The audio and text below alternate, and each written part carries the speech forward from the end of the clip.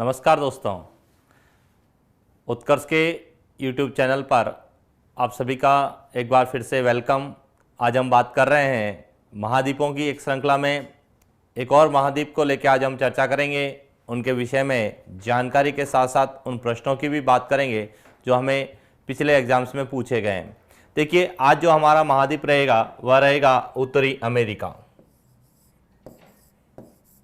जिसे हमें north America के नाम से जाना जाता है। उत्तरी अमेरिका की हम लोग बात करते हैं तो उत्तरी अमेरिका को लेके जिन प्रश्नों पे ज़्यादा फोकस किया जाता है वह क्या जाता है कि उत्तरी अमेरिका, जिसे वर्तमान में नई दुनिया के नाम से जाना जाता है, यानी उत्तरी अमेरिका को हम लोग नई दुनिया के नाम से जानते हैं।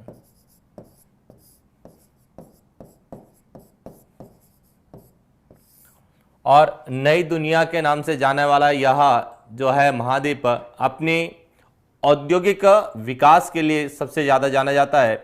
और यहाँ के जो प्रमुख शहर है उन सभी शहरों की यदि हम बात करें तो अपने एक औद्योगिक विकास, लोहा अयस्क को लेके चल लीजिए, चाहे पेट्रोलियम पदार्थों को लेके चलिए, सेल गैस को लेके चलें, या चाहे हम सूती वस्त्र और ऑटोमोबाइल्स को लेके चलें, तो सभी में भी अपने ही जो है बातें उत्तरी अमेरिका को लेके पूछी जाती है एग्जाम पॉइंट ऑफ व्यू से। लेकिन हम जब ज्योग्राफी की बात करते हैं तो ज्योग्राफिकली जो है उत्तरी अमेरिका पूर्ण रूप से जो है ग्रेट लेक्स पर डिपेंडेंट रहता है। ग्रेट लेक्स का मतलब है कि कनाडा और उत्तरी अमेरिका के बीच में जो 5 झीलें मुख्य रूप से पाई जाती है, उनके आसपास का क्षेत्र पूर्ण रूप से औद्योगिक विकास का क्षेत्र है। और उन्हीं से जो है प्रश्न है। सभी को गुड इवनिंग। देखिए, हम बात करेंगे उत्तरी अमेरिका को लेके कि इसमें हमें क्या पूछा जाता है। तो सबसे पहले हमारा जो बात आता है कि उत्तरी अमेरिका को हम लोग नई दुनिया के नाम से जानते हैं। सेकंड, इसके इतिहास को लेके पूछा जाता है कि उत्तरी अमेरिका की खोज 1492 में एक स्पेनिश नाविक था, कोलंबस ने की थी। कि उत्तरी अमेरिका की खोज 1492 में कोलंबस ने की थी। वहीं इसका जो नाम है वह अमेरिको वेस्पुकी के नाम से जाना जाता है। अमेरिको वेस्पुकी के नाम पर इसका उत्तरी अमेरिका का नामकरण किया गया। और वहीं जो इसकी खोज है कोलंबस ने की थी खोज। सामान्यतः यह इतिहास को लेके पूछे जाते हैं। जहां इतिहास का है वहां इनको लेके प्रश्न पूछे जाते हैं कि अमेरिका की खोज किसने की, या अमेरिका का नाम किसके नाम पे रखा गया, या नई दुनिया के नाम से क्यों जाना जाता है। तो नई दुनिया के नाम से जाने का है कि जितना भी विकास वर्तमान में देखा जाए तो सबसे ज़्यादा जो विकसित देश जो आता है वह आता है उत्तरी अमेरिका। उत्तरी अमेरिका की हम ज्योग्राफी की बात करते हैं तो ज्योग्राफी में उत्तरी अमेरिका को लेके जिन प्रश्नों को हम लोगों से पूछा जाता है हम उनकी बात करते हैं। सबसे पहले उत्तरी अमेरिका के जो प्रश्न हम लोगों से पूछे जाते हैं तो उनमें पहला प्रश्न इनकी पर्वत श्रृंखलाओं को लेके पूछा जाता है। सेकंड जो प्रश्न आता है वह आता है यहाँ के प्रमुख पठारों को लेके कि कौन कौन से पठार यहाँ जो है स्थित है। उसके बाद आता है यहाँ की प्रमुख नदियों को लेके, क्योंकि जितना भी विकास यहाँ हुआ है नदियों के सहारे हुआ है। और लास्ट जो इसका प्रश्न आता है वो झीलों को लेके आता है, और झीलों की स्थिति यहाँ के औद्योगिक विकास के लिए और यहाँ की जो ये कह सकते हैं हम जितनी तरह की जो है प्राकृतिक संसाधनों की जो है उपलब्धता है वह सभी उन्हीं ही ग्रेट लेक्स के रूप में जो है चारों ओर फैली हुई है। तो ग्रेट लेक्स को लेके भी हम लोगों से प्रश्न पूछे जाते हैं। सभी को गुड इवनिंग एक बार। और हम बात कर रहे हैं आगे की कि उत्तरी अमेरिका के संदर्भ में हम ज्योग्राफी की बात करेंगे। सबसे पहले हम बात करेंगे उत्तरी अमेरिका के पर्वतों को लेके। तो देखिए, उत्तरी अमेरिका में जिन जिन पर्वतों की स्थिति को है वहां से हमारे प्रश्न विशेष रूप से पूछे जाते हैं। जो पहला प्रश्न पूछा जाता है पश्चिमी कार्डिलेरा। पश्चिमी कार्डिलेरा को लेके कई बार प्रश्न पूछा गया है कि निम्न में से कौन सा पश्चिमी कार्डिलेरा का भाग है या नहीं है, या नवीन और प्राचीन पर्वत श्रृंखलाओं को लेके भी पूछा जाता है। तो नवीन और प्राचीन पर्वतों को लेके जो प्रश्न बनते हैं उनकी चर्चा करते हैं। तो सबसे पहले हम बात करेंगे उत्तरी अमेरिका के प्रमुख पर्वतों को। आप इसका स्क्रीनशॉट ले लीजिए, उसके बाद हम बात करते हैं अगला।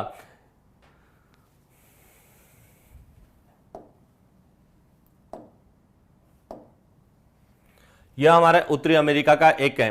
तो देखिए उत्तरी अमेरिका की जो बात करें पर्वतों को लेके, तो पर्वतों से पहले थोड़ी सी इसकी जो है पॉलिटी, हालांकि पॉलिटी जो है हमारे सिलेबस में बहुत कम पूछी जाती है, लेकिन कई बार इनके संदर्भ में जो प्रश्न बनते हैं कि उत्तरी अमेरिका जो मुख्य रूप से दो भागों में बटा हुआ है, एक भाग कहलाता है कनाडा और दूसरा कहलाता है यूएसए यानी संयुक्त राज्य अमेरिका, और तीसरा भाग इसका एक और है मेक्सिको। इन तीनों को जो है एक श्रेणीबद्ध रूप में रखा गया है। इसमें सबसे पहला पार्ट ये पार्ट है अलास्का। अलास्का यूएसए का भाग है। उसके बाद यह पूरा क्षेत्र है, यह कनाडा का क्षेत्र है। इसके नीचे यह पूरा भाग है वह यूएसए संयुक्त राज्य अमेरिका का है, और उसके नीचे यह भाग है मेक्सिको। मेक्सिको के नीचे यह टोटल 7 देश हैं, और यह 7 देश प्लस यह जो है कैरिबियाई देश,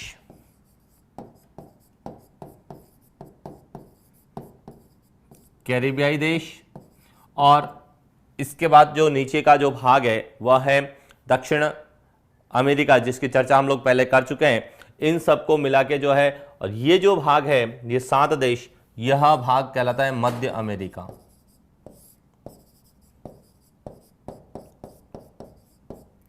मध्य अमेरिका यह पूरा एक पॉलिटिकली पार्ट्स है, जिसमें जो पूछा जाता है वह पूछा जाता है पनामा को लेके, पनामा शहर। इसकी चर्चा हम बाद में करेंगे कि पनामा शहर को लेके क्या प्रश्न बनते हैं। इसके बाद यह जो भाग है वो कैरिबियाई देश है, जिसको हम वेस्ट इंडीज के नाम से जानते हैं। इसमें जो है द्वीपों की एक लंबी श्रृंखला है जो दक्षिण अमेरिका तक फैली हुई है, तो उसके संदर्भ में हम कैरिबियाई देशों की बात करते हैं, और कैरिबियाई देश हैं जो वेस्ट इंडीज के नाम से जाने जाते हैं। और हमारा जो मुख्य भाग रहता है उत्तरी अमेरिका के अंदर कनाडा और यूएसए को लेके बहुत ज़्यादा प्रश्न है, और तीसरा जो आता है वो मैक्सिको को लेके प्रश्न बहुत ज़्यादा पूछे जाते हैं। तो उसी में हम एक तो अलास्का को लेके चलेंगे कि अलास्का की क्या इंपॉर्टेंस है, दूसरी बात हम बात करेंगे कनाडा को लेके कि कनाडा की क्या इंपॉर्टेंस है, तीसरा हम बात करेंगे यूएसए की कि उत्तरी संयुक्त राज्य अमेरिका की क्या जो है विशेषता है, और उसके बाद हम बात करेंगे मैक्सिको को लेके, और उसके बाद हम बात करेंगे कुछ यहाँ के ज्योग्राफिकली जो है विशेष रूप से ज्योग्राफिकली जो स्ट्रक्चर यहाँ बनते हैं उन स्ट्रक्चर को लेके भी प्रश्न पूछे जाते हैं। जैसे कैनेडियन शील्ड का नाम पूछा जाता है, ग्रेट लेक्स या फिंगर लेक्स को लेके पूछा जाता है, जैसे कैलिफोर्निया की को लेके कई बार पूछा जाता है। वहीं एक ग्रैंड कैनियन को लेके भी प्रश्न पूछा जाता है, जिसका प्रश्न आरएस 2016 जो था उसका मेंस में भी प्रश्न पूछा गया था। ग्रैंड कैनियन है, उसके बारे में आपको जो है 20 शब्द लिखने थे, तो उसको लेके भी जो प्रश्न बनते हैं, तो ऐसे प्रश्न कई पूछे जाते हैं, उनकी भी हम लोग बात करते हैं। तो देखिए हम इसी में बात करेंगे सबसे पहले कि यहाँ के प्रमुख कौन कौन से पर्वत हैं।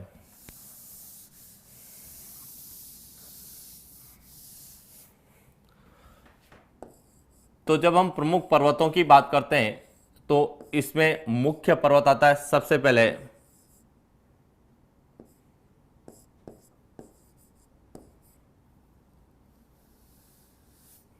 ब्रुक श्रेणी, कई जगह यह ब्रुक्स रेंज के रूप में, दूसरा है अलास्का श्रेणी, तीसरी हम बात करेंगे मैकेंजी श्रेणी की, उसके बाद हम बात करेंगे रॉकी पर्वत की, इसके बाद हम करेंगे कोस्ट रेंज की, और इसके अलावा और भी जो रेंज है जैसे सेरा नेवेदा रेंज है, सेरा माद्रे है, सेरा जो है माद्रे ओरिएंटल है और ऑक्सीडेंटल है, तो उन सभी को लेके बात करें तो अब यदि हम मैप में देखें तो ये प्रश्न हमें कहाँ से है कि ब्रुक श्रेणी की बात करें तो ब्रुक श्रेणी उत्तरी अमेरिका की जो सबसे उत्तरी श्रेणी है जो अलास्का में स्थित है, ब्रुक श्रेणी के नाम से जानी जाती है, या इसको ब्रुक्स श्रेणी कहते हैं। सेकंड इसमें जो है वह है अलास्का श्रेणी, जो कि अलास्का में स्थित है।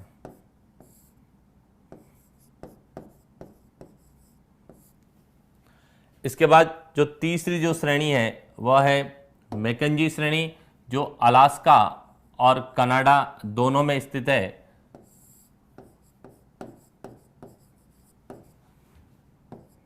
मैकेंजी श्रेणी,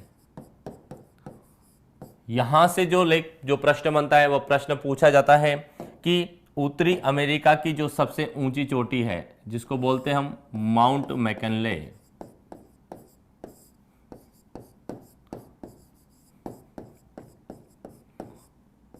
वह कहाँ स्थित है। तो यदि राज्य क्षेत्र पूछा जाता है तो अलास्का, और यदि श्रेणी पूछी जाती है तो अलास्का श्रेणी में, जो कि उत्तरी अमेरिका की सबसे ऊंची चोटी है माउंट मैकिनले। इसके अलावा जो अन्य पर्वत श्रेणी में है तो वो उसमें आया रॉकी पर्वत। रॉकी पर्वत जो कि कनाडा और उत्तरी संयुक्त राज्य अमेरिका यूएसए दोनों में फैली हुई है, और इसकी जो सबसे ऊंची चोटी है वह कहलाती है माउंट एल्बर्ट।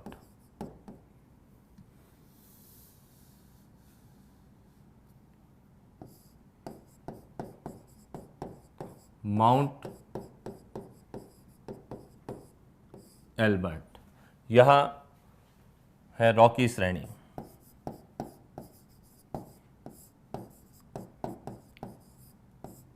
रॉकी श्रेणी की सबसे ऊंची चोटी है माउंट एल्बर्ट, जबकि उत्तरी अमेरिका की सबसे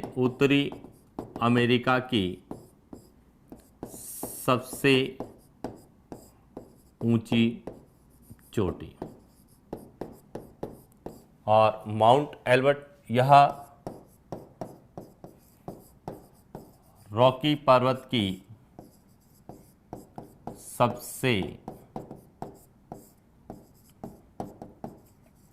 ऊंची चोटी। और रॉकी पर्वत की जो विशेषता है वह है उत्तरी अमेरिका की सबसे लंबी पर्वत श्रृंखला। और यदि हम विश्व में बात करें तो विश्व में यह जो है एंडीज के बाद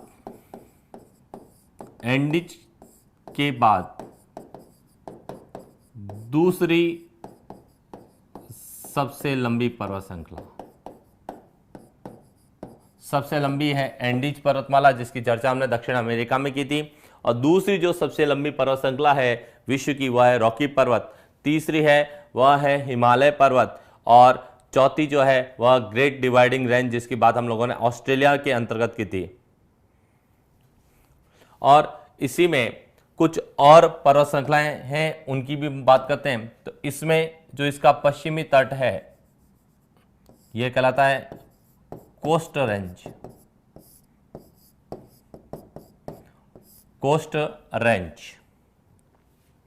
इसी तरह से हम बात करें तो यहां पर आपको एक और रेंज मिलेगी जिसको हम कहते हैं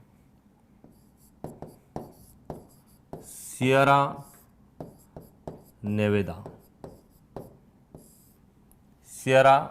नेवेदा।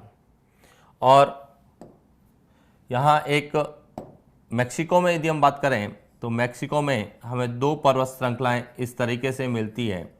एक को कहा जाता है सियरा माद्रे ओरिएंटल, और यह कहलाती है सियरा माद्रे ऑक्सीडेंटल।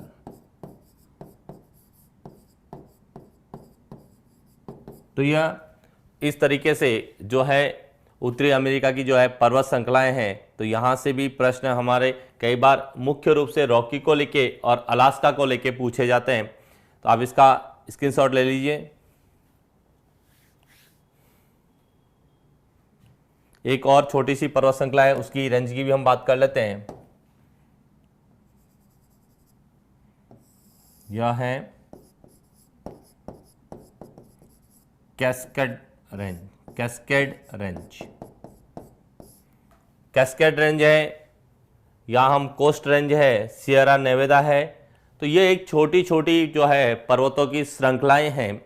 और यहाँ से जो मुख्य प्रश्न बनता है वो प्रश्न बनता है कि ब्रुक्स श्रेणी से लगाकर Alaska, Mackenzie, Rocky, coast range, Cascade, Sierra Nevada, Sierra Madre तक का, यानी अलास्का से लेके मैक्सिको तक का ये पूरा जो भाग है,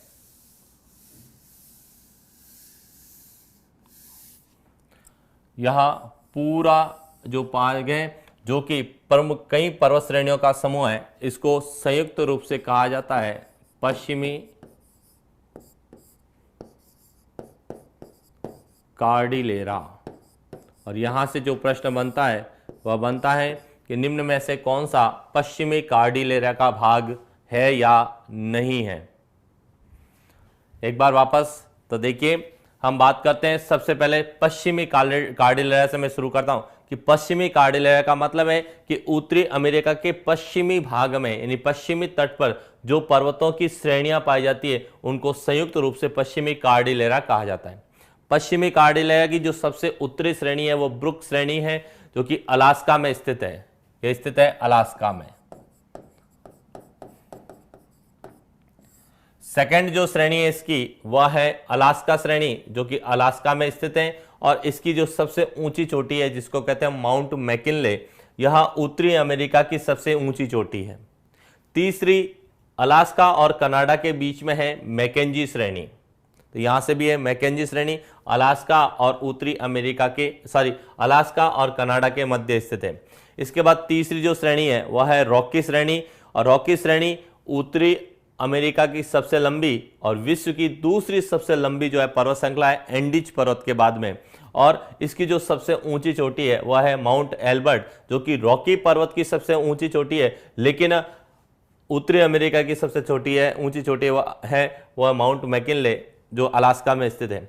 इसके अलावा इसमें कुछ और श्रेणियां हैं। इसमें एक तो है coast range, Cascade range, Sierra Nevada, Sierra Madre. Sierra Madre के दो भाग है, पश्चिम और पूर्वी। पश्चिमी भाग को कहा जाता है ओरिएंटल, सियरा माद्रे ओरिएंटल, और जो पूर्वी भाग है इसको कहा जाता है सियरा माद्रे ऑक्सीडेंटल।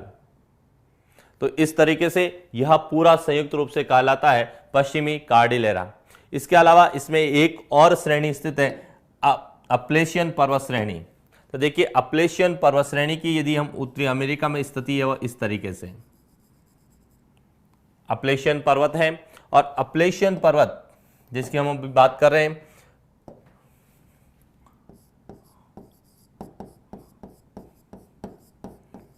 अपलेशियन पर्वत, यह जितने भी पर्वत है ये सब नवीन पर्वत हैं, जबकि अपलेशियन पर्वत यह एक प्राचीन वलित पर्वत है।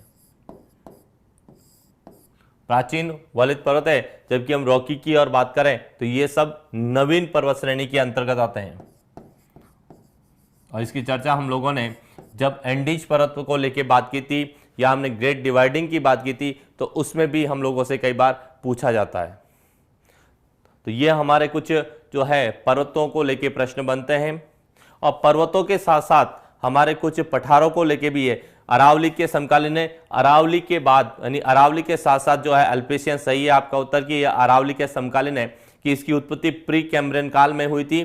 और इसमें मुख्य रूप से 3 पर्वत बने थे। एक तो पर्वत हमारा जो है अरावली है, दूसरा जो है अपलेशियन पर्वत उत्तरी अमेरिका का, और एक यूरोप का है जिसके अंतर्गत जो आता है जॉर्डन पर्वत, आप लोगों ने सुना होगा। वह भी प्राचीनतम पर्वत में माना जाता है। सभी को गुड इवनिंग।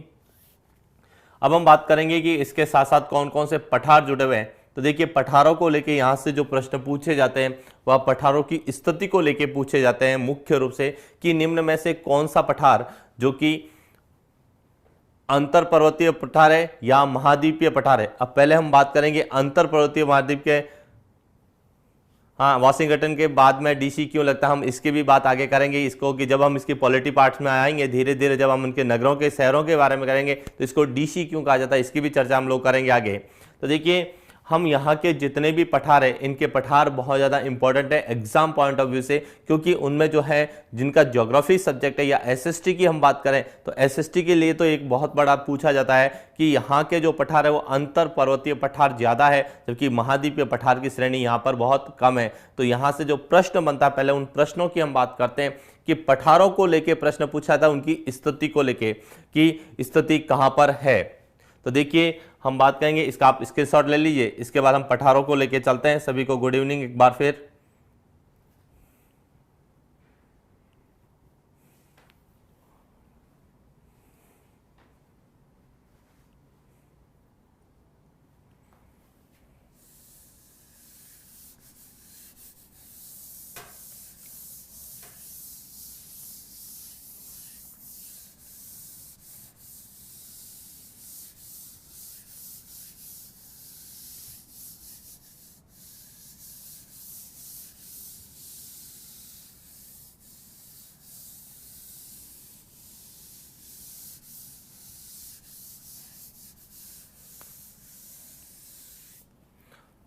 यदि हम बात करें पठार की,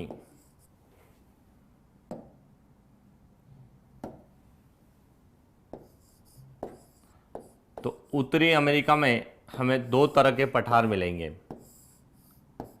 सबसे पहला पठार मिलेगा, हम उनकी बात करते हैं, अंतरा पर्वतीय पठार।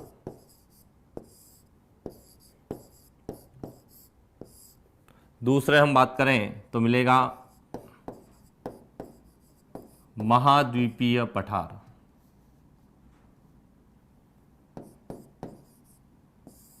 महाद्वीपीय पठार। पहले अंतरा पर्वतीय पठार की अंतरा पर्वतीय पठार का मतलब है वे पठार जो दो पर्वतों या पर्वत श्रृंखलाओं के मध्य स्थित है। दो पर्वत श्रेणी के मध्य में यदि कोई पठार है तो उसको कहा जाता है अंतरा पर्वतीय पठार। और जो मध्य में स्थित नहीं है, एक स्वतंत्र पठार है, स्वतंत्र पठार है, तो उसको हम बोलते हैं महाद्वीपीय पठार। तो देखिए उत्तरी अमेरिका में दोनों तरह के जो है पठार मिलते हैं। तो देखिए हम अंतरा पर्वतीय और महाद्वीपीय पठार को लेके चलें तो पहले हम अंतरा पर्वतीय पठार की बात करें तो महाद्वीपीय पठार हमारे क्लियर हो जाएंगे कि कौन कौन से महाद्वीपीय पठार है। तो सबसे पहले हम लोगों ने यहां एक श्रेणी बनाई थी जिसको कहा गया था ब्रुक श्रेणी, और सेकंड जो हमने बनाई थी उसको नाम दिया था अलास्का श्रेणी।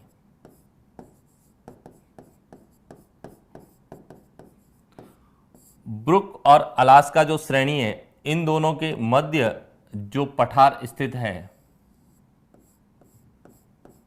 इसे कहा जाता है यूकान का पठार। यूकान का पठार कि दो पर्वतों के मध्य, इसलिए यह कैसा पठार हो गया, अंतरा पर्वतीय पठार हो गया, जो दो पठारों के, दो पहाड़ी या पर्वतीय श्रेणी के मध्य स्थित है। सेकेंड यदि हम पठार की बात करें तो यहां हम लोगों ने एक श्रेणी बनाई थी जिसको कहा गया था कोस्ट रेंज। Coast range. और दूसरी श्रेणी हम लोगों ने यहां बनाई थी जिसको हमने नाम दिया था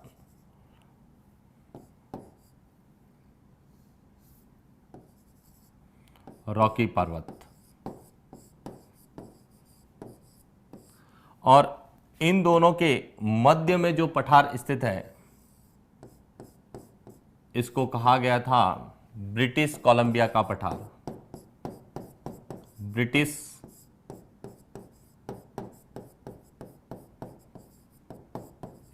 कोलंबिया पठार। इसी तरह से एक और यहां पर पर्वत श्रेणी है जिसकी हम बात करें, जिसकी अभी हम लोगों ने बात की थी, यह कहला जाती है कैस्केड श्रेणी। कैस्केड श्रेणी, कैस्केड श्रेणी और रॉकी पर्वत के बीच में जो पठार पाया जाता है उसको कहा जाता है कोलंबिया स्कैन। Colombia scan. और इसी तरह से हम लोगों ने एक और बात की थी, यहाँ और एक पर्वत पठार और पाया जाता है, पर्वत श्रेणी है, इसको कहा गया था सियरा नेवेदा। सियरा नेवेदा और रॉकी के मध्य एक और पठार पाया जाता है जिसको कहा जाता है कोलोरेडा पठार। कोलोरेडा पठार। वहीं हम लोगों ने एक और श्रेणी यहां पर बनाई थी, सियरा माद्रे ओरिएंटल और सियरा माद्रे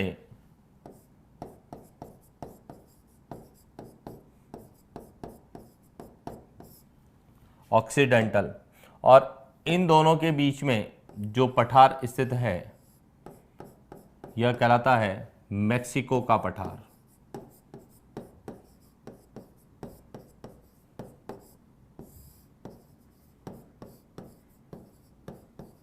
तो कई बार हमारा अंतरा पर्वतीय पठार की जब प्रश्न कई बार पूछे जाते हैं तो इस तरीके से उनकी स्थिति को लेकर पूछे जाते हैं। तो यह हमारा एक जो है बनता है। और इसी में यदि हम लोग देखते हैं तो सियरा नेवेदा और रॉकी पर्वत जो है इसके बीच में एक बेसिन पाया जाता है। इसके बीच में एक बेसिन पाया जाता है जिसको कहते हैं ग्रेट बेसिन। कई बार पूछा जाता है कि ग्रेट बेसिन स्थित है रॉकी और सियरा नेवेदा जो पर्वत है इन दोनों के बीच में एक ग्रेट बेसिन पाया जाता है, उसे ग्रेट बेसिन की संख्या दी जाती है। तो ये था आपका पूरा जो है कि अंतर पर्वतीय पठार जो है कौन कौन से हैं उत्तरी अमेरिका के। आप इसका स्क्रीनशॉट ले लीजिए। इसके बाद हम बात करेंगे आगे की कि कौन कौन से महाद्वीपीय पठार इसके अंतर्गत आते हैं।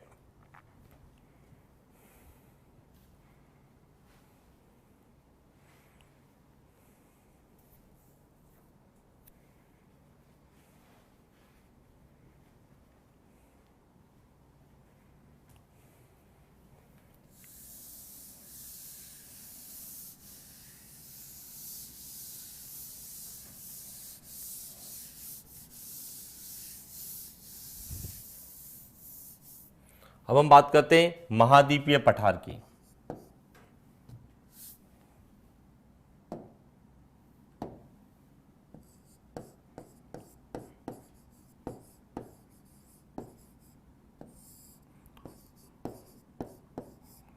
महाद्वीपीय पठार, तो देखिए उत्तरी अमेरिका में बात करें तो दो महाद्वीपीय पठार हमको जो है मुख्य रूप से मिलते हैं। एक मिलता है एडवर्ड पठार,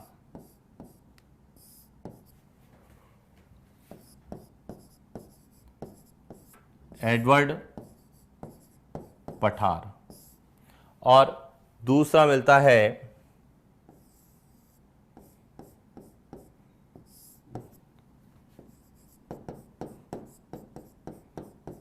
ओजार्क पठार। यह दोनों स्वतंत्र पठार होने के, इसके चारों ओर किसी तरह का पहाड़ी क्षेत्र या पर्वतीय श्रृंखला नहीं है, इसलिए ये स्वतंत्र है। और ऐसे स्वतंत्र जो पठार है वह महाद्वीपीय पठार की श्रेणी में आते हैं। तो इसलिए हमारा कई बार प्रश्न यहाँ से पठारों को लेके बहुत बार पूछा जा सकता है कि इस तरह के प्रश्न जो है क्या ग्रेट बेसिन की भी हम बात करेंगे। जब नदियों की बात करेंगे तो यहाँ एक ग्रेट बेसिन है का निर्माण होता है, तो इसकी बात हम थोड़ा सा आगे जाके करेंगे जब नदियों को लेके पढ़ेंगे। तो देखिए ये था हमारे जो है उत्तरी अमेरिका में कौन कौन से पर्वतों को लेके प्रश्न पूछे जाते हैं, कौन कौन से पठारों को लेके प्रश्न पूछे जाते हैं। सेकंड जो आता है टॉपिक इसमें वो पूछा जाता है नदियों को लेके और झीलों को लेके। तो हम अभी पहले बात करेंगे नदियों को लेके कि कौन कौन सी नदियों के संदर्भ में क्या क्या प्रश्न पूछे जाते हैं या उत्तरी अमेरिका की प्रमुख। दूसरी हम बात करेंगे मैकेंजी नदी की। तीसरी हम बात करेंगे नेल्सन और चर्चिल नदी की। इसके बाद हम बात करेंगे चौथी नदी है, वह है मिसिसिपी और मिसौरी नदी की। इसके बाद हम बात करेंगे रियो ग्रांडे नदी की। इसके बाद हम अगली जो नदी है उसकी बात करेंगे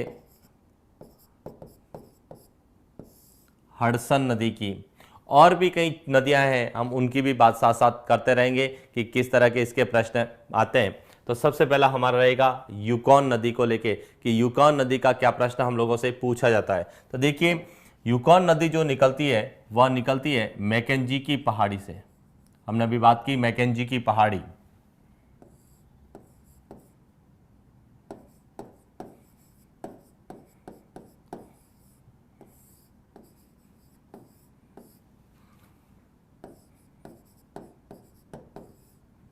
मैकेंजी की पहाड़ी, मैकेंजी की पहाड़ी से यह नदी निकलती है और अलास्का में बहने के बाद यह बेरिंग सागर में जाकर गिरती है। बेरिंग सागर में जाकर गिरती है और यह जिस पठार से गुजरती है और जिसकी चर्चा हम लोगों ने अभी की थी, यह एक पठार से गुजरती है जिसको कहते हैं यूकॉन का पठार। यूकॉन पठार या यूकॉन के पठार से यह गुजरती है और इसलिए इसका नाम है यूकॉन नदी। तो जो और यह पूर्ण रूप से अलास्का में बहती है, यूकॉन नदी, और यह पूर्ण रूप से कहाँ बहती है? अलास्का की नदी है।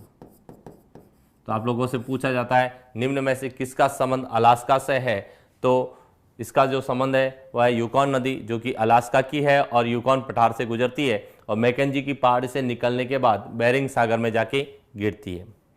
दूसरी जो हम इसकी जो प्रमुख नदी है वह है मैकेंजी नदी। तो मैकेंजी नदी जो निकलती है वह एक झील से निकलती है जिसको बोलते हैं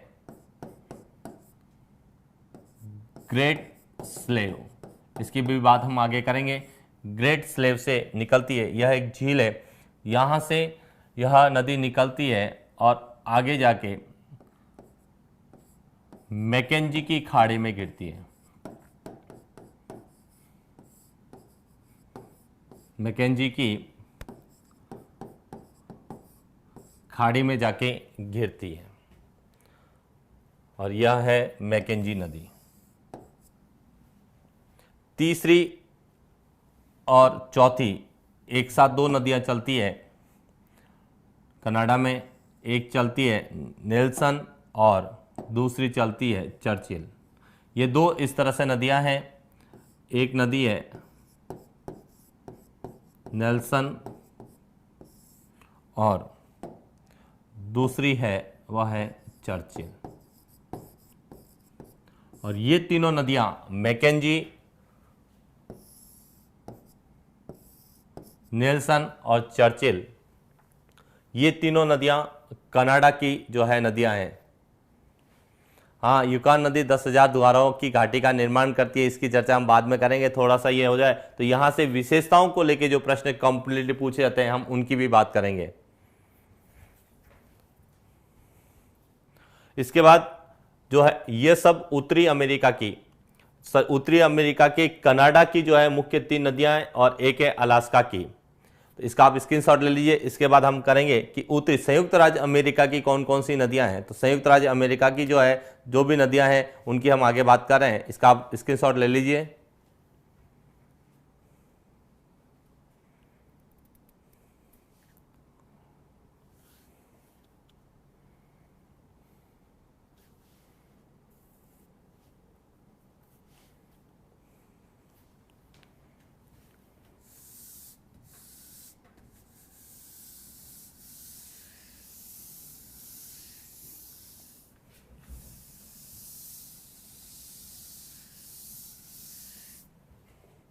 अब हम बात करते हैं संयुक्त राज्य यूएसए की कौन कौन सी नदियां हैं। तो देखिए यूएसए में जो सबसे मुख्य नदी है वह है मिसिसिपी मिसौरी, जिसकी हम चर्चा करते हैं सबसे ज्यादा।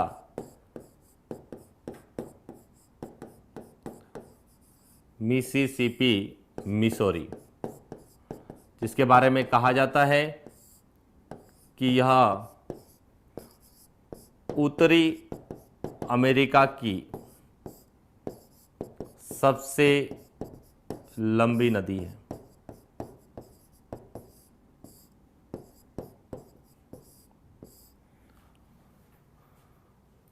तो देखिए मिसिसिपी मिसौरी दो नदियों की एक संयुक्त धारा है। एक नदी है मिसिसिपी और दूसरी है मिसौरी नदी। ये दोनों नदियां उत्तरी अमेरिका का एक स्थान है जिसको बोलते हैं येलो स्टोन पार्क, जो कि अपने गीजर के लिए बहुत ज़्यादा या गर्म जल के धुआरों के लिए जाना जाता है। येलो स्टोन पार्क के एक पश्चिम से और एक पूरब से निकलती है।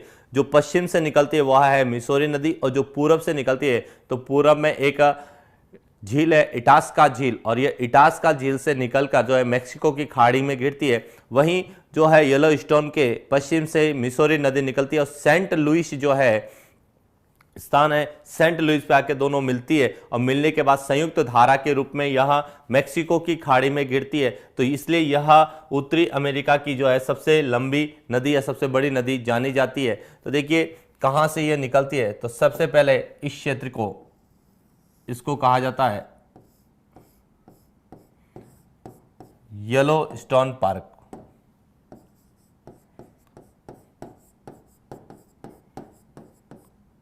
स्टोन पार्क जो कि गीजर के लिए जाना जाता है। उत्तरी अमेरिका का यह क्षेत्र है जो गीजर या गर्म धुआरों के लिए जाना जाता है। इसके पूरब में एक झील स्थित है, इसको कहते हैं इटास्का झील। इटास्का झील, और इटास्का झील से एक नदी निकलती है इस तरीके से, और यह मेक्सिको की खाड़ी, यह खाड़ी है मेक्सिको की खाड़ी।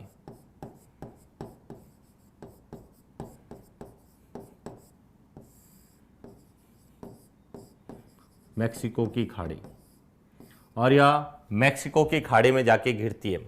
वहीं येलोस्टोन पार्क के पश्चिम से एक और नदी निकलती है जिसको कहा जाता है मिसौरी, और जो इटास्का से निकलती है यह है मिसिसिपी।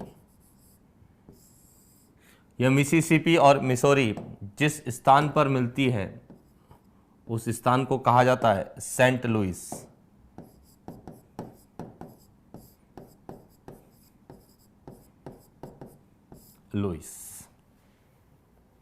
और इसी में एक और नदी आके मिलती है जिसको कहा जाता है रेड नदी।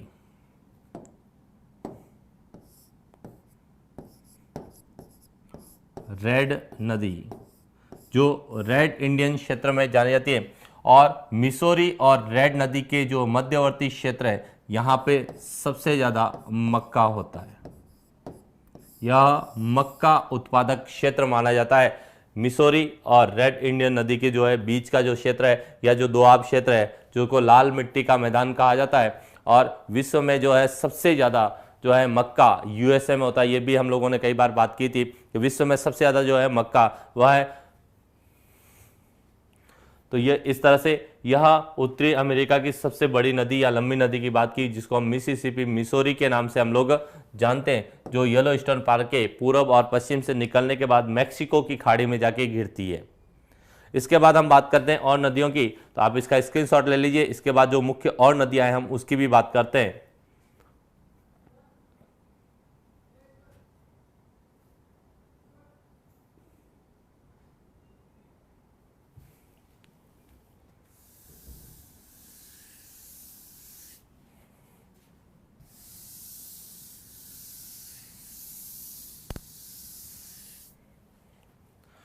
इसके बाद जो नदी है उसको कहा जाता है रियो ग्रांडे नदी।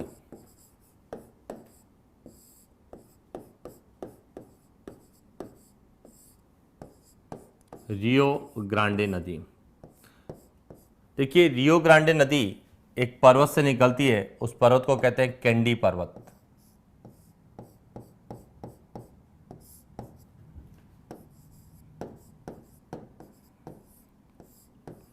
कैंडी पर्वत यह यूएसए के कैंडी पर्वत से निकलती है, और कैंडी पर्वत में निकलने के बाद जो है यूएसए संयुक्त राज्य अमेरिका और मेक्सिको की सीमा बनाते हुए यह मेक्सिको की खाड़ी में जाके घिरती है, जिसकी चर्चा हम लोगों ने पहले की। यह है मेक्सिको की खाड़ी।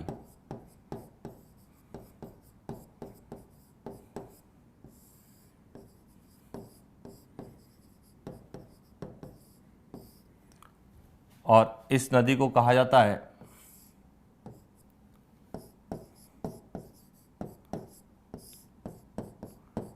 रियो ग्रांडे नदी। तो यहां से जो प्रश्न बनता है वो प्रश्न बनता है कि कौन सी नदी जो है उत्तरी अमेरिका, संयुक्त राज्य अमेरिका और मेक्सिको की प्राकृतिक सीमा का निर्धारण करती है। तो प्राकृतिक सीमा का निर्धारण करती है रियो ग्रांडे नदी, जो कि कैंडी पर संयुक्त राज्य अमेरिका यूएसए से निकलती है और ये मेक्सिको के होते हुए मेक्सिको की खाड़ी में गिरती है। यह है यूएसए और यह है मेक्सिको। तो हमारा यहाँ से जो एक प्रश्न बन सकता है वह बन सकता है कि अमेरिका और मेक्सिको की जो है प्राकृतिक जो है सीमा कौन सी कहलाती है। विश्व की नदी नहीं है सर, विश्व की हम लोगों ने बात नहीं की, हमने बात की उत्तरी अमेरिका को लेके। उत्तरी अमेरिका की जो है सबसे लंबी नदी है, और यह है उत्तरी अमेरिका की जो उत्तरी संयुक्त राज्य अमेरिका और मेक्सिको की सीमा का निर्धारण करती है। इसके बाद हम बात करते हैं एक और नदी की, जिसको कहा जाता है हडसन नदी। हडसन नदी के बारे में जो पूछा जाता है वो प्रश्न पूछा जाता है कि हडसन नदी का जो प्रश्न आता है वो सदैव आता है न्यूयॉर्क से, कि न्यूयॉर्क जो है किस नदी के किनारे स्थित है। तो हडसन नदी। और वहीं एक वाशिंगटन डीसी की जो हम बात करते थे उसका भी प्रश्न आता है कि वह कौन सी नदी के किनारे है। तो वो पोटोमैक नदी के किनारे है। तो यह क्या है, अब इसका स्क्रीनशॉट ले लीजिए। उसके बाद हम बात करते हैं दो और नदियों की, हडसन और पोटोमैक नदी की।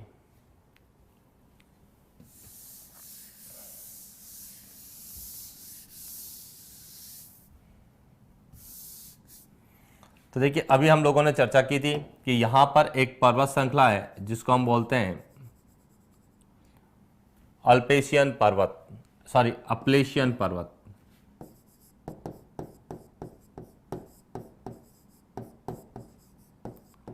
अपलेशियन पर्वत। अपलेशियन पर्वत से दो नदियां निकलती है। एक नदी जो निकलती है वह संयुक्त राज्य अमेरिका में बहते हुए यहाँ पर एक जाके अटलांटिक महासागर में गिरती है, और यहाँ पर यह एक द्वीप बना हुआ है। इस नदी के किनारे एक द्वीप है जिसको कहा जाता है लॉन्ग द्वीप।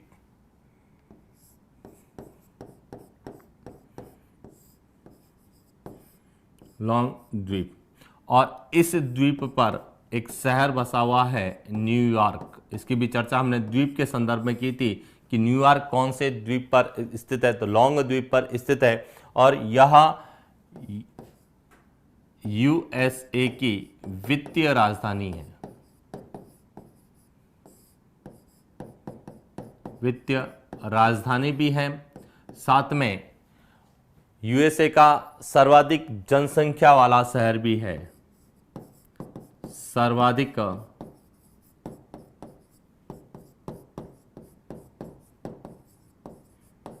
जनसंख्या वाला शहर न्यूयॉर्क है। वहीं एक दूसरी नदी और निकलती है जिसको कहा जाता है, यह है हडसन नदी। और सेकंड जो नदी निकलती है इसको कहा जाता है पोटोकैम नदी। यह भी अपलेशियन पर्वत से निकलती है और जाके अटलांटिक महासागर में गिरती है। इसके किनारे भी एक शहर बसा हुआ है जिसको कहा जाता है वॉशिंगटन डीसी।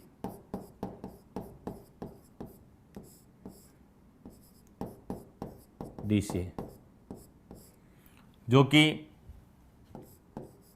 अमेरिका यूएसए की प्रशासनिक राजधानी है।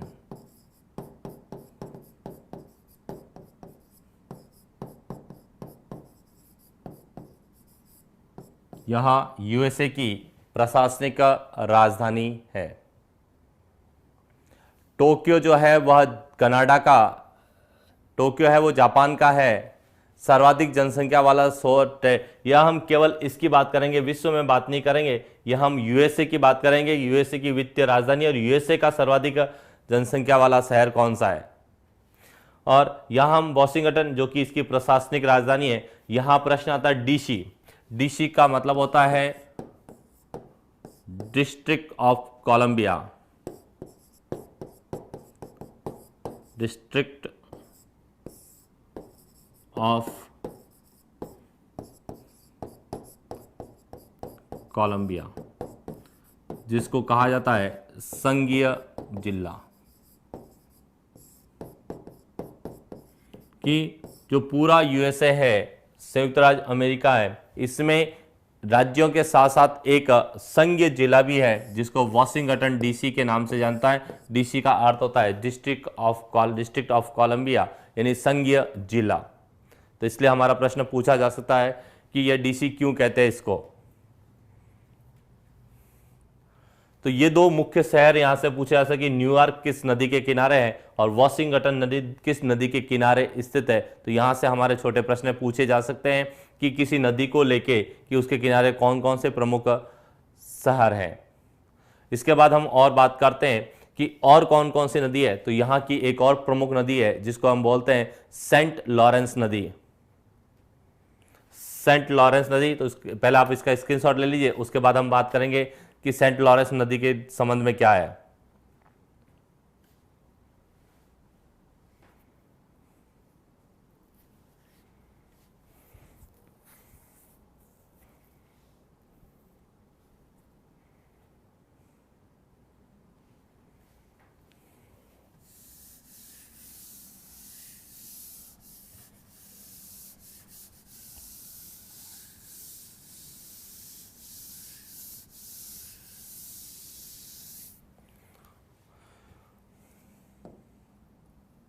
देखिए, सेंट लॉरेंस नदी वह एक झील से निकलती है और उस झील को हम बोलते हैं ओंटारिया झील।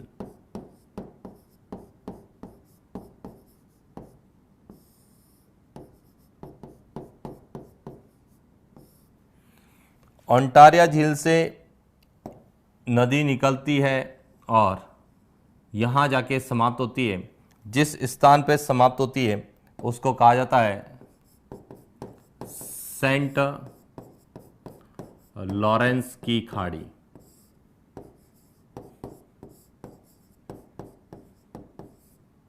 सेंट लॉरेंस की खाड़ी, और यह नदी कहलाती है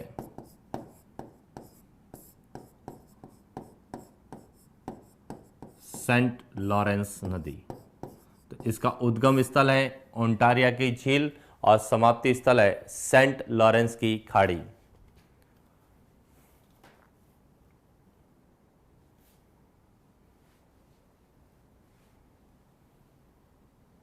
यहां से जो प्रश्न बनते हैं कि सेंट लॉरेंस नदी पर 3 प्रमुख शहर स्थित है। 3 प्रमुख शहर है, उन शहरों की हम बात करते हैं। तो सबसे पहला शहर यहां पर स्थित है, तो ओंटारिया झील के समीप है। दूसरा शहर यहां पर स्थित है और तीसरा शहर यहां पर है। ये 3 शहर मुख्य रूप से हम लोगों से कई बार पूछा थे कौन कौन से शहर हैं, हम उनकी बात करते हैं। जो सबसे उत्तर में है यह है टोरंटो, और यह कनाडा का सर्वाधिक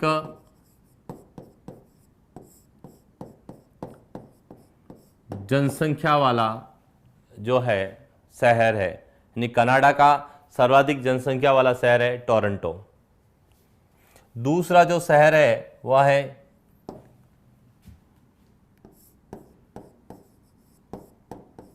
किंगस्टन,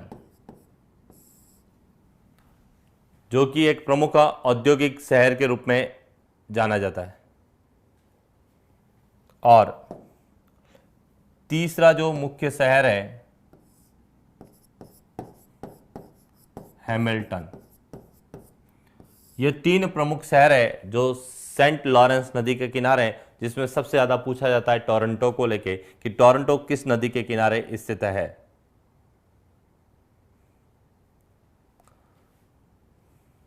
तो ये तीन जो है मुख्य शहर इस सेंट लॉरेंस नदी पर है। तो आप इसका जो है स्क्रीनशॉट ले लीजिए। इसके बाद हम बात करेंगे यहाँ की प्रमुख झीलों के बारे में कि कौन कौन सी झीलें इसके संदर्भ में हम लोगों से पूछी जाती है।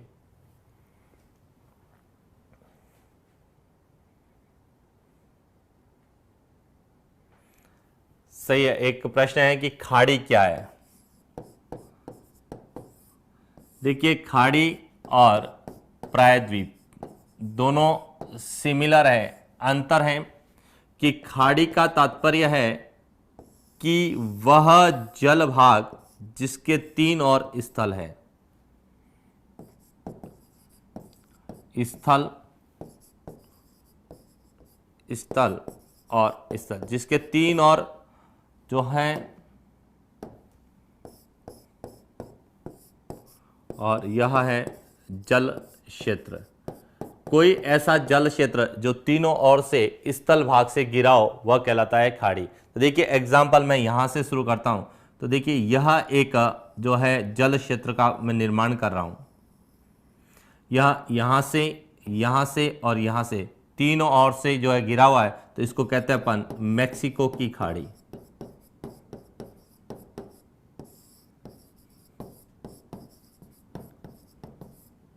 जो तीनों ओर से स्थल भाग से घिरा हुआ है तो जल क्षेत्र तो कहलाएगा खाड़ी। और वही इसका उल्टा करते हैं कि वह जो तीनों ओर से जल क्षेत्र से घिरा हो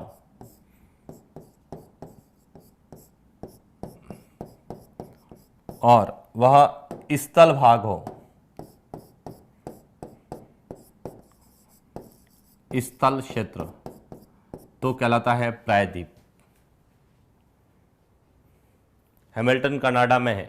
तो ये कनाडा की, इसकी बात अभी बात करेंगे, आपको क्लियर हो जाएगा जब इनके बारे में आगे बात करें। तो ये खाड़ी और प्रायद्वीप। खाड़ी क्या है?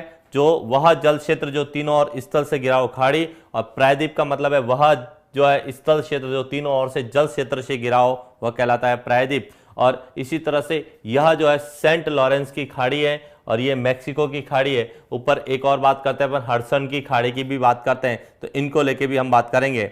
इसके बाद हम हमारा कैनियन की बात भी हम आगे करेंगे, क्योंकि यहाँ एक और नदी बाकी रही हुई है जिसको कहते हैं कोलोराडो नदी। कोलोराडो नदी एक ग्रेट कैनियन का निर्माण भी करती है, तो उसकी बात हम करेंगे। इसका आप स्क्रीनशॉट ले लीजिए। उसके बाद हम एक और नदी है कोलोराडो नदी, वहां उसकी बात करेंगे ग्रेट कैनियन को लेके।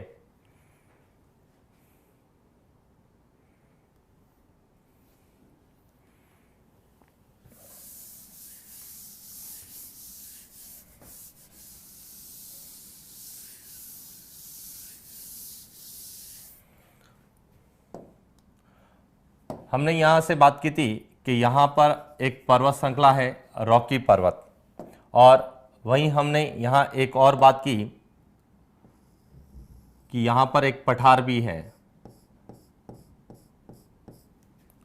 यह है रॉकी पर्वत,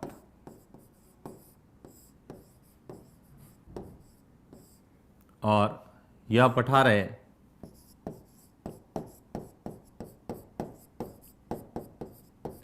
कोलोराडो का पठार।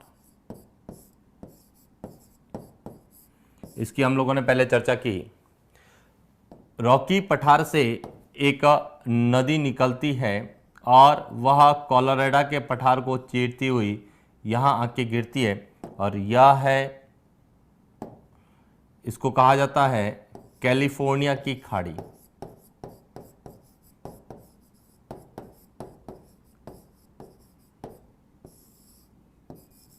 कैलिफोर्निया की खाड़ी।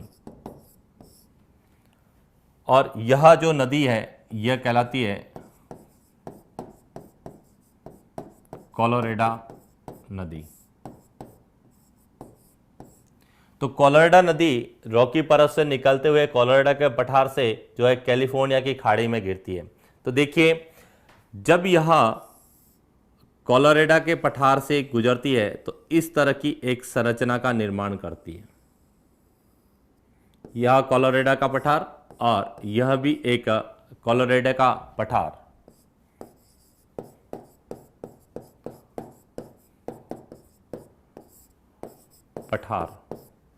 और यह भी कोलोराडो पठार। और इस नदी की वजह से यह बीच में एक नदी गार्ज का निर्माण करती है। इस तरीके से एक गार्ज का निर्माण करती है, यह बीच में से नदी गार्ज का निर्माण होता है, नदी गार्ज। और इस नदी गार्ज को कैनियन कहा जाता है।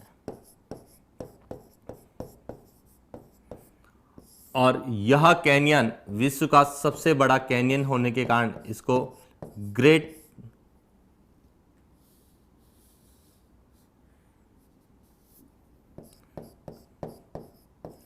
ग्रैंड कैनियन की संज्ञा दी गई है। तो आपसे कई बार प्रश्न पूछा जाता है कि ग्रैंड कैनियन स्थित है तो उत्तरी अमेरिका के कोलोराडो के पठार में स्थित है, जिसका निर्माण कोलोराडो नदी द्वारा की जाती है। और यह कई बार प्रश्न आता है ग्रैंड कैनियन क्या है। तो ग्रैंड कैनियन एक नदी गार्ज है। नदियां दो तरह का, गार्ज यानी दर्रा नहीं, गार्ज का तात्पर्य होता है गहरा खड्डा, कि जब नदी ऊपर से जब घिरती है तो ये गहरे खड्डे का क्या करती है, निर्माण करती है। तो देखिए, दो तरह के गार्ज होते हैं, एक तो गहरे खड्डे का निर्माण करती है और एक जो है भाग, यह जो भाग है बहुत फैला हुआ भाग है, इसलिए इसको ग्रैंड कैनियन कहते हैं। जबकि सबसे गहरा नदी गार्ज है वह हमारे भारत की में एक नदी है, सिंधु नदी, वह गहरे गार्ज का निर्माण करती है। तो ये प्रश्न गहरा गार्ज कौन सा है, तो हम कहते हैं सिंधु नदी का गार्ज, जो कि जम्मू कश्मीर में है, जम्मू कश्मीर में। जबकि यह जो एक बड़े गार्ज का, ग्रैंड यानी बड़े गार्ज का निर्माण करती है, जिसको कहा जाता है कैनियन कहा जाता है। तो दोनों तरीके से हमारा प्रश्न पूछा जाता है कि ग्रैंड कैनियन या सबसे गहरा नदी गार्ज, सबसे गहरा नदी गार्ज है लगभग 5000 मीटर, यह गहरा नदी गार्ज है सिंधु नदी गार्ज, जो कि जम्मू कश्मीर में है। जबकि सबसे बड़ा जो नदी गार्ज है वह कोलोराडो नदी के द्वारा, कोलोराडो का पठार उत्तरी अमेरिका में किया जाता है, ग्रैंड कैनियन के नाम से जाना जाता है। तो ये थी हमारे जो है उत्तरी अमेरिका की प्रमुख नदियों को लेकर प्रश्न पूछा जाता है। और इसके बाद हम बात करेंगे कैलिफोर्निया बाय में। ये छोटी छोटी और भी कई नदियां हम लोगों को मिलेगी, बहुत सी नदियां इसमें निकलती है, क्योंकि यहाँ से पर्वतीय क्षेत्रों से अनेक सी धाराओं के रूप में निकलती है। लेकिन एग्जाम पॉइंट ऑफ व्यू से यदि हम देखा जाए तो हम उनकी ज़्यादा बात करेंगे जिसकी पर्टिकुलर विशेषता किसी भौगोलिक विशेषता का निर्माण करती है या उसकी कोई ऐतिहासिक या सांस्कृतिक विशेषता होती है, तो उनको लेके कई बार हम लोगों से प्रश्न पूछे जाते हैं। अब हम बात करेंगे कि इसके आगे कौन कौन सी झीलें और उत्तरी अमेरिका की झीलों को लेके कई बार हमारे प्रश्न बहुत बार पूछे जाते हैं, जिसमें आता है एक तो कैनेडियन सील्ड्स के रूप में और एक आता है ग्रेट लेक्स या फिंगर लेक्स के रूप में पूछा जाता है। तो पहले हम कैनेडियन लेक्स की बात करेंगे, सील्ड की बात करेंगे, और उसके बाद हम बात करेंगे जो है ग्रेट लेक्स की।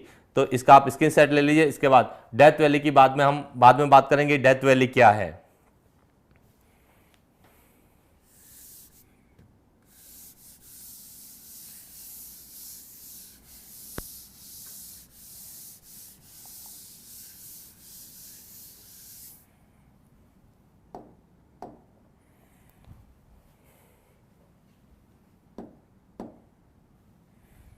सबसे पहले हम बात करेंगे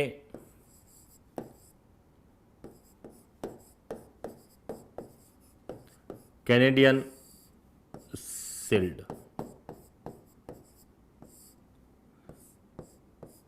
कैनेडियन सील्ड क्या है, तो देखिए, हम यदि कैनेडियन सील्ड की यदि बात करें तो कैनेडियन सील्ड का मतलब है कि कनाडा जो है वह उत्तरी ध्रुव के नजदीक होने के कारण सामान्यतः यहां पर बर्फ का जमाव रहता है, और बर्फ का जमाव होने के कारण जो है जब ग्रीष्म ऋतु होती है तो यहाँ की बर्फ पिघलती है और बर्फ के पिघलने से जो झीलों का निर्माण होता है उन झीलों को संयुक्त रूप से कैनेडियन शील्ड कहा जाता है।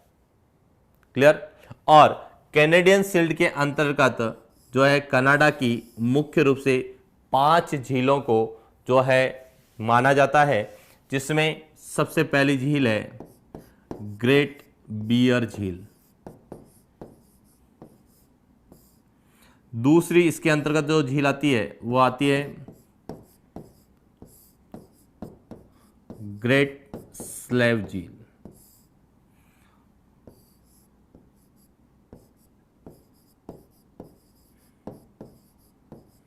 तीसरी आती है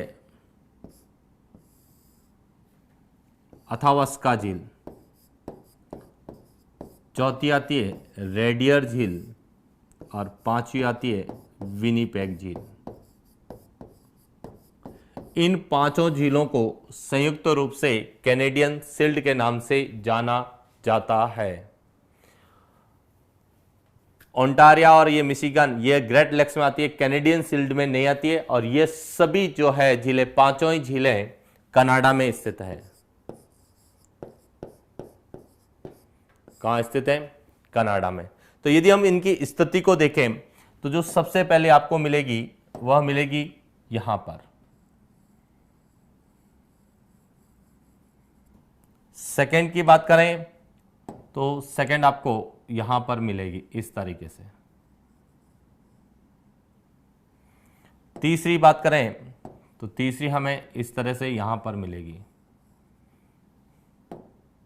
चौथी बात करें तो यहां पर मिलेगी। और 5वीं बात करें तो वह यहां पर मिलेगी।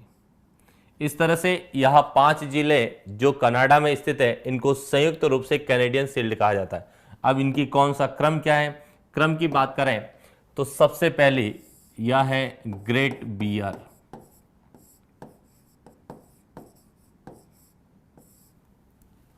और इसकी जो सबसे बड़ी विशेषता है वह विशेषता है कि इससे 66.5 डिग्री उत्तरी अक्षांश, जिसको हम बोलते हैं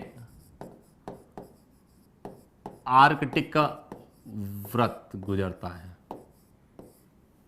कैनेडियन शील्ड से एक जो है 66.5 डिग्री जो आर्कटिक व्रत है वह कैनेडियन शील्ड से गुजरता है। दूसरी जो झील है इसको कहा जाता है ग्रेट स्लेव झील। और ये ग्रेट स्लेव झील की जो विशेषता है वह है कि इससे एक नदी निकलती है जिसकी चर्चा हमने की थी, मैकेंजी नदी। मैकेंजी नदी जो कि ग्रेट स्लेव झील से निकलती है। तीसरी जो झील है वह कहलाती है अथावस्का, जो कि यूरेनियम के लिए जानी जाती है। और विश्व में जो सबसे ज़्यादा यूरेनियम क्षेत्र है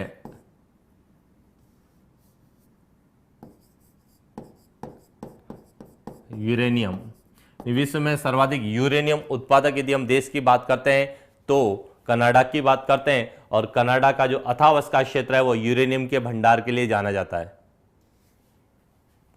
इसके बाद जो अगली जो नदी है झील है उसको कहा जाता है रेडियर झील। और सबसे लास्ट वाली है इसको कहा जाता है विनीपेग झील।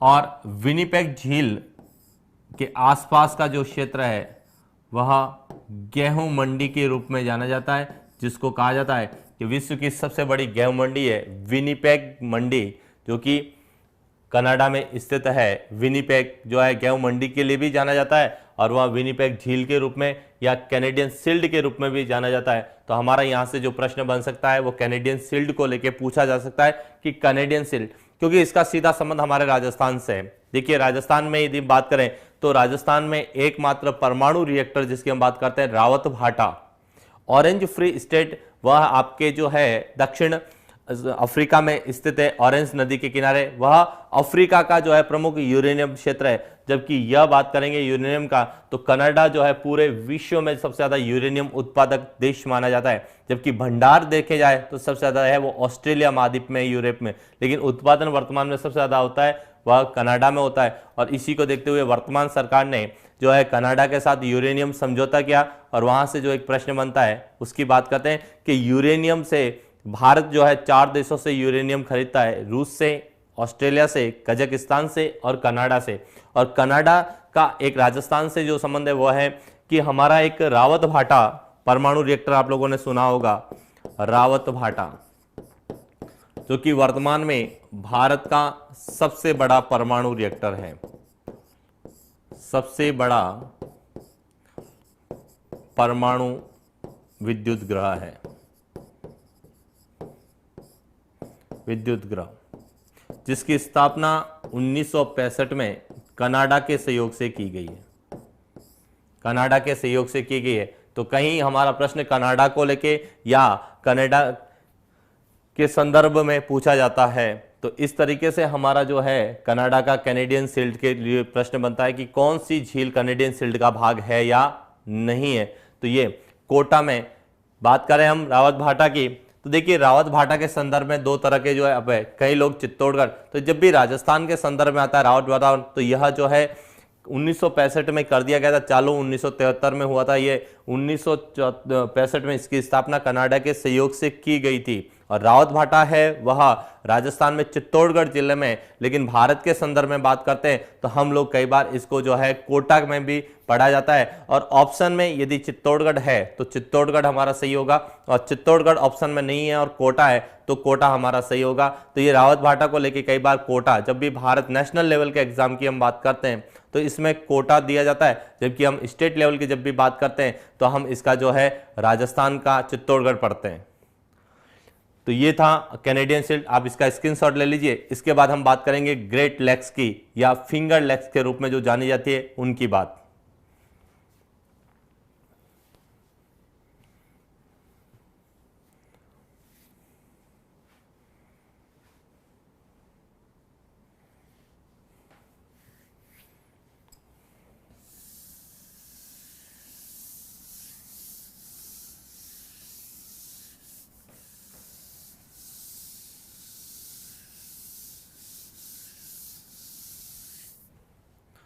अब हम बात करेंगे ग्रेट लेक्स या फिंगर लेक्स। सबसे पहले इनको ग्रेट लेक्स या फिंगर लेक्स क्यों कहा जाता है, तो यदि हम इनकी स्थिति को लेके, तो जैसे हमारी अंगुलियों की स्थिति है उसी तरह से इनकी स्थिति भी मिलेगी। और यह देखिए, यह है स्ट्रक्चर ग्रेट लेक्स का। ये जो 1, 2, 3, 4 और 5 ये संयुक्त रूप से कहलाती है ग्रेट लेक्स। और ग्रेट लेक्स यह कनाडा और यूएसए की सीमा का निर्धारण भी करती है, यानी कनाडा और यूएसए की सीमा पर स्थित है। तो देखिए इनकी स्थिति की बात करें कि किस तरह से इनकी स्थिति है, तो सबसे पहले आपको मिलेगी वो मिलेगी सुपीरियर झील, उसके बाद हम लोगों को मिलेगी ह्यूरन झील, तीसरी जो झील मिलेगी मिशिगन झील, चौथी मिलेगी इरी झील और पांचवी मिलेगी ओंटारियो झील। इस तरीके से यह जो है 5 झीलें जिनको संयुक्त रूप से ग्रेट लेक्स कहा जाता है। इन ग्रेट लेक्स की बात करें तो एक एक की हम स्ट्रक्चर की बात करें, यह है आपकी सुपीरियर झील,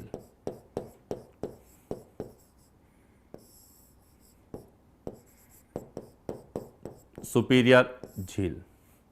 सेकेंड बात करें तो यह है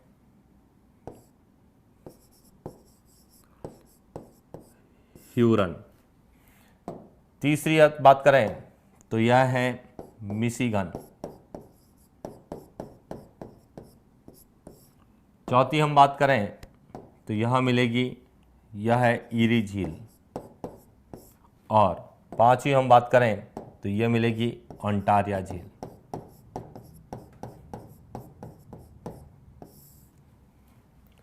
और रही बात इनका किस तरह से प्रश्न आता है, हम उनकी बात करते हैं। तो देखिए, यदि हम उत्तरी अमेरिका की बात करें और यूएसए या कनाडा की बात करें, तो ये जो पांचों झीलें हैं यह इनकी अर्थव्यवस्था का आधार भी है। और यह प्रश्न आरएस मेंस में पूछा गया था, प्रश्न पूछा गया था कि उत्तरी अमेरिका की प्रमुख झीलों के नाम एवं उसके आर्थिक महत्व को समझाइए। 50 शब्द में हम लोगों को इसका आंसर लिखना था।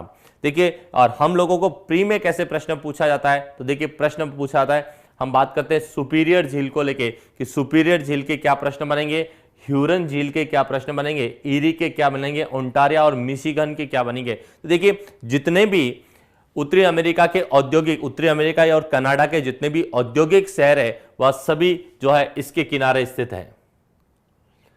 एग्जाम्पल व्यू से हम देखें, सबसे पहला जो औद्योगिक शहर है वह सुपीरियर झील के किनारे स्थित है। और जो सुपीरियर झील के किनारे जो स्थित है इसका नाम है दुशुत। यह एक औद्योगिक शहर है और लोहा इस्पात के लिए जाना जाता है।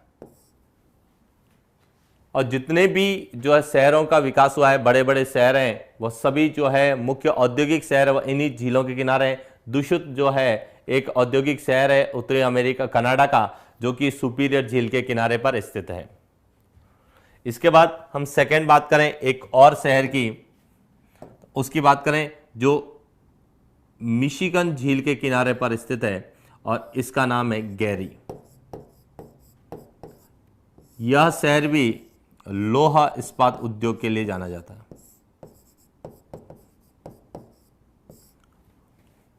तीसरा, इसके किनारे एक और शहर है जिसको कहते हैं शिकागो, जो कि विश्व धर्म सम्मेलन के लिए जाना जाता है। और दूसरा, विश्व की जो सबसे बड़ी मांस की मंडी है वह भी इसी के किनारे है, शिकागो में। तो यह एक मुख्य औद्योगिक शहर के रूप में जाना जाता है। इसके बाद और बात करेंगे तो एक शहर हम लोगों ने और पढ़ा था जिसको कहा था हैमिल्टन, जो कि ओंटारिया झील के किनारे स्थित है। वहीं आपको एक और जो है शहर मिलेगा, उसकी बात हम करेंगे,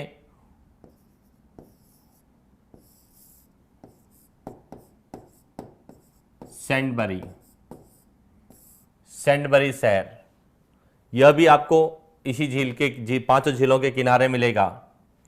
तो इस तरीके से जो है यहाँ, और एक और यहाँ पर जो मुख्य शहर बसा हुआ है जो ईरी झील के किनारे है, जिसको कहते हैं अपन डेट्रॉयट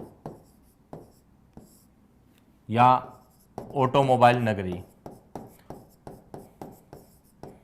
ऑटोमोबाइल्स नगरी। तो इस तरह से यह जो है ग्रेट लेक्स जो है यह हमारे लिए सबसे ज्यादा इंपॉर्टेंट है। मैं एक बार वापस बात करूंगा, सुपीरियर झील यह विश्व की सबसे बड़ी ताजे पानी की झील है, मीठे पानी की सबसे बड़ी झील मानी जाती है सुपीरियर झील, जो उत्तरी अमेरिका में। इसका प्रश्न अभी आरएस में भी पूछा गया था। सू नहर जो दो को जोड़ती है, हम उसकी भी बात करेंगे कि किस किस को जोड़ती है। तो एक बार आप इसका स्क्रीनशॉट ले लीजिए, इसके बाद हम और बात करेंगे कि यहां से और क्या प्रश्न इन झीलों को लेके बन सकते हैं।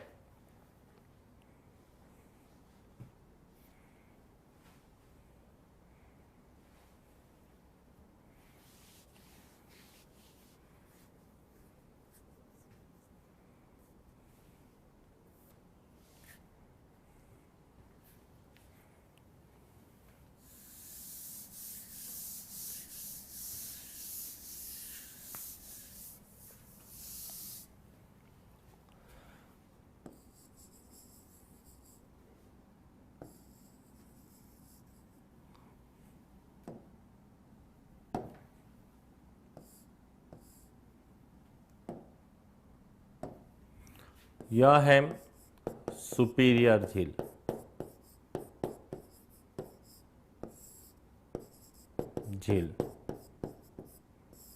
और यह है ह्यूरन झील।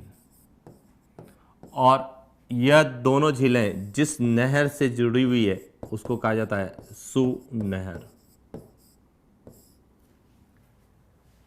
तो यहां से हमारा एक प्रश्न था, सू नहर किसको जोड़ती है?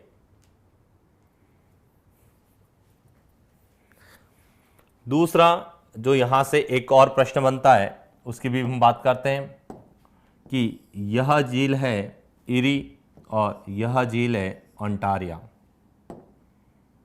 और इन दोनों को एक नहर जोड़ती है। यह इरी और यह ओंटारिया, इन दोनों को एक नहर जोड़ती है, वेलेंट नहर। और इस वेलेंट नहर पर एक जल प्रपात बना हुआ है, झरना बना हुआ है, जिसका बहुत बार प्रश्न पूछा जाता है, नियाग्रा जलप्रपात।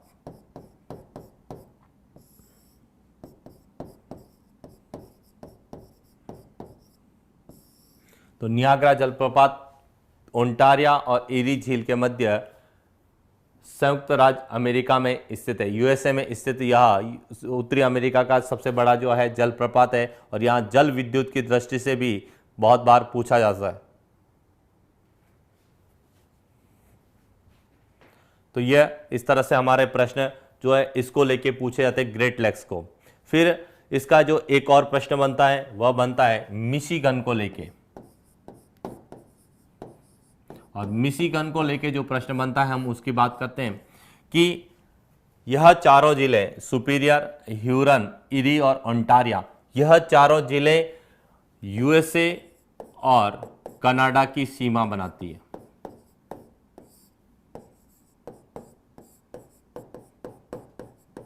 सीमा पर स्थित है।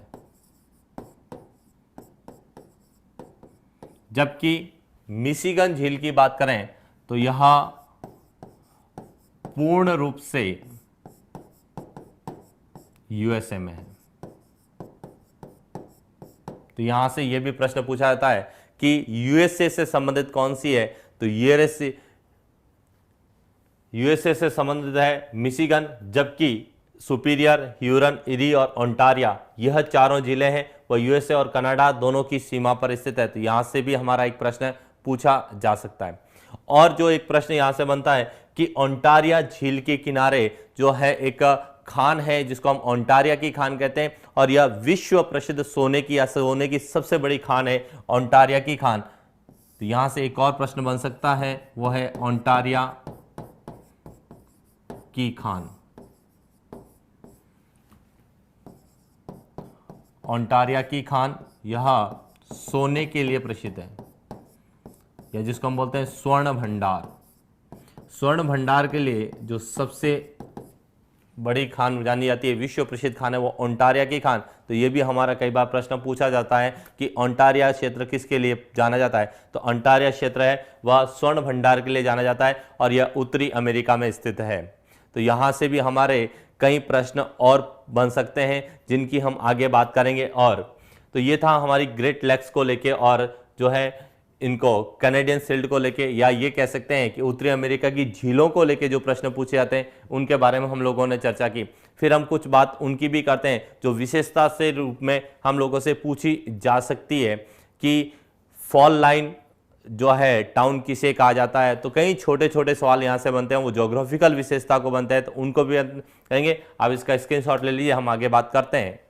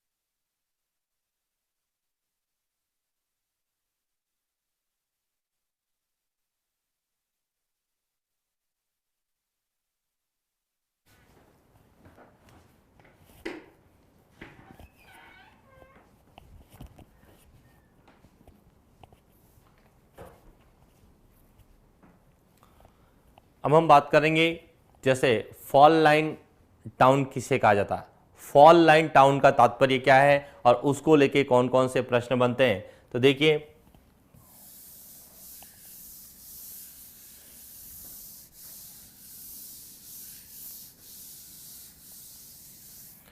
फॉल लाइन टाउन, तो देखिए यूएसए का जो यह पार्ट्स है, जो एक प्रायद्वीपीय भाग हम लोगों को दिखाई देता है, इसको कहा जाता है new England range, new England range. और न्यू इंग्लैंड रेंज के किनारे किनारे की यह जो भाग है, यहाँ जितने भी देश स्थित है, मुख्य रूप से 4 देश हैं। एक तो बोस्टन है, एक न्यूयॉर्क है, एक फ्लोरिडा है, और एक हम लोग आगे पढ़ते हैं बाल्टीमोर और वॉशिंगटन डीसी। इनको संयुक्त रूप से जो है हम फॉल लाइन जो है टाउन के नाम से जानते हैं। तो उनका भी मैं आपको स्ट्रक्चर बता देता हूं। तो ये न्यू इंग्लैंड रेंज, यह जो हमें स्ट्रक्चर एक दिख रहा है, इसको संयुक्त रूप से कहा जाता है न्यू इंग्लैंड रेंज।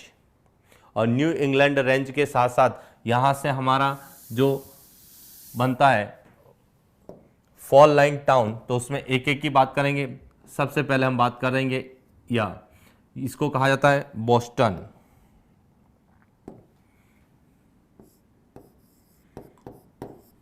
बोस्टन। और यह आप लोगों ने पढ़ा होगा, यह क्षेत्र इतिहास में बोस्टन टी पार्टी के नाम से जाना जाता है। और दूसरा, यह सूती वस्त्र उद्योग के लिए फेमस है, सूती वस्त्र उद्योग के लिए प्रसिद्ध होने के कारण कई जगह लिखा जाता है कि भारत का बोस्टन किसे कहते हैं। इस तरह के भी प्रश्न हम लोगों से पूछे जाते हैं। दूसरा जो है वह है यह पार्ट, इसको कहा जाता है न्यूयॉर्क, जिसकी चर्चा हम लोगों ने पहले की, यह लॉन्ग द्वीप पर स्थित है। तीसरा जो शहर है वह यहां पर स्थित है, जिसको कहा जाता है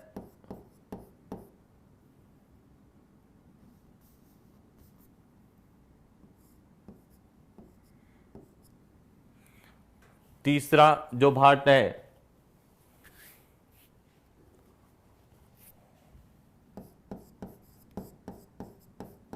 फिलाडेल्फिया, जो कि उत्तरी अमेरिका का एक तेल शोधन क्षेत्र है। चौथे की हम बात करें तो चौथा है बाल्टीमोर,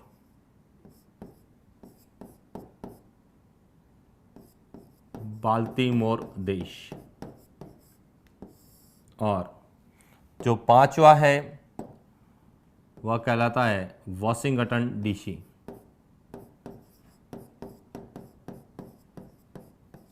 डीसी। यह सब जो है अटलांटिक महासागर के सहारे उत्तरी अमेरिका के पूरी तट पर एक फॉल लाइन के रूप में, नहीं गिरने की अवस्था के रूप में स्थित होने के कारण इनको फॉल लाइन जो है टाउन कहा जाता है। इन सबको संयुक्त रूप से फॉल लाइन टाउन की संज्ञा दी गई है। और ये कई बार प्रश्न पूछा जाता है कि फॉल लाइन टाउन का संबंध फिलाडेल्फिया, द्वितीय महाद्वीपीय कांग्रेस फिलाडेल्फिया में हुआ था। तो ये फिलाडेल्फिया जो है अमेरिका की क्रांति को लेके बहुत बार पूछी जाता है। ठीक है, अमेरिका की क्रांति या आरएस में तो इसका पूरा एक टॉपिक भी है। बाल्टीमोर भी जो है प्रश्न है, लेकिन मुख्य रूप से जो बोस्टन, फिलाडेल्फिया और वॉशिंगटन और न्यूयॉर्क को लेके आता है। और यहाँ से यही प्रश्न हम लोगों से बहुत बार पूछा जाता है। और ये प्रश्न न्यू इंग्लैंड का भी एक बार प्रश्न पूछा गया था, जो उत्तरी अमेरिका में है, न्यू इंग्लैंड रेंज। यह पूर्व एक औद्योगिक क्षेत्र है जिसको न्यू इंग्लैंड रेंज, जो आरएस प्री का प्रश्न था, मैच करने में पूछा गया था कि निम्न में से कौन सा सुमेलित नहीं है, उसके अंतर्गत था ये। तो हमारा यहाँ से फॉल लाइन टाउन भी एक प्रश्न बन सकता है। इसके अलावा यहाँ से जो मुख्य और प्रश्न बनते हैं हम उनकी बात करते हैं। तो एक प्रश्न बनता है अलास्का से, जिसको हम कहते हैं कि 10,000 धुआरों की घाटी कहाँ स्थित है। 10,000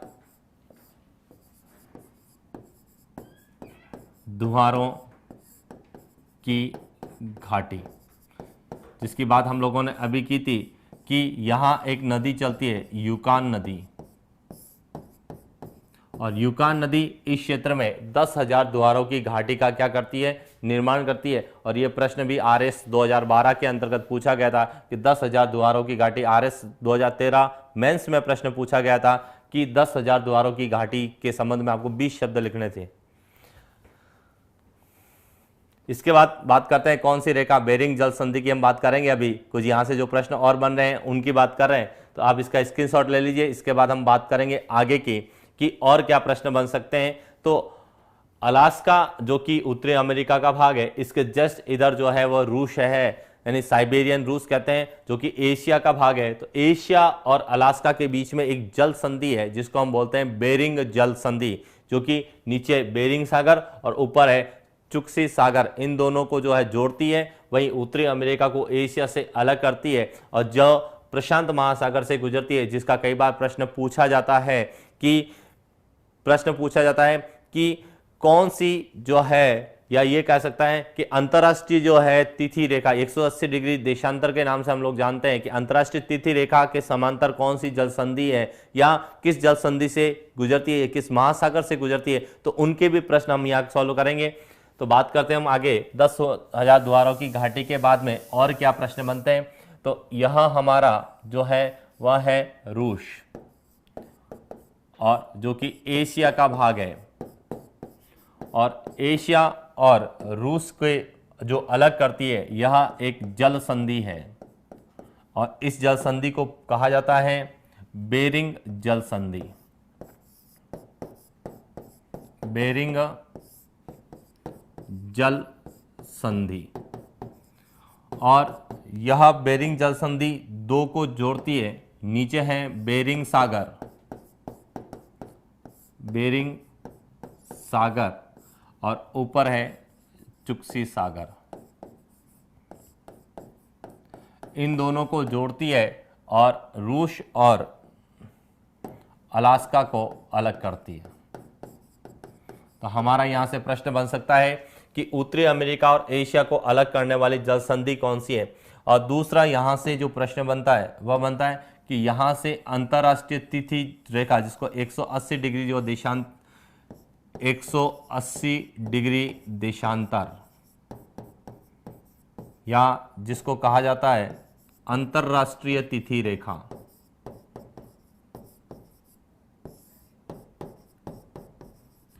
तिथि रेखा, अंतरराष्ट्रीय तिथि रेखा या 180 डिग्री देशांतर, यह बेरिंग सागर या महासागर पूछा जाता है तो हम लिखते हैं प्रशांत महासागर।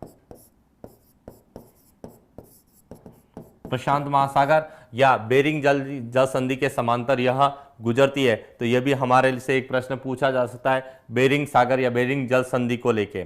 फिर यह जो है उत्तरी अमेरिका दक्षिण अमेरिका से जो अलग होता है उसको कहा जाता है पनामा नहर। पनामा नहर, यह दक्षिण अमेरिका और यह उत्तरी अमेरिका, इन दोनों को जो अलग करती है वह पनामा नहर या पनामा जल संधि के नाम से जिसको हम जानते हैं। पनामा जल संधि उत्तरी अमेरिका और दक्षिण अमेरिका को अलग करती है, और ये सबसे अंत वाला जो देश है यह कहलाता है पनामा सिटी।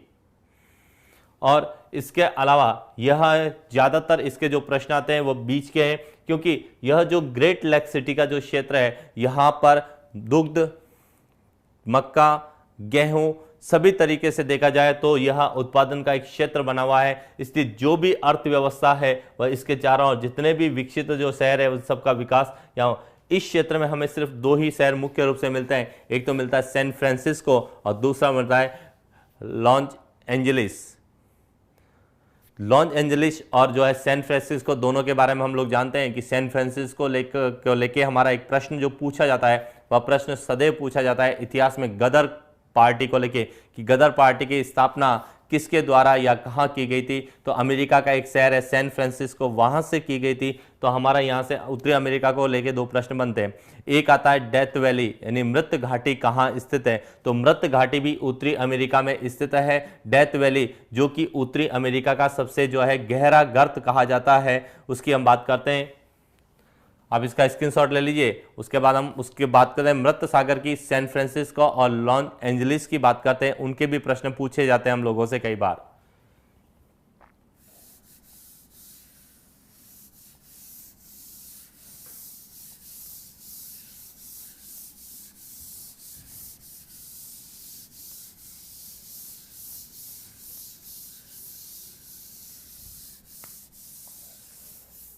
तो देखिए सैन फ्रांसिस्को जो है उत्तरी अमेरिका का जो भाग है,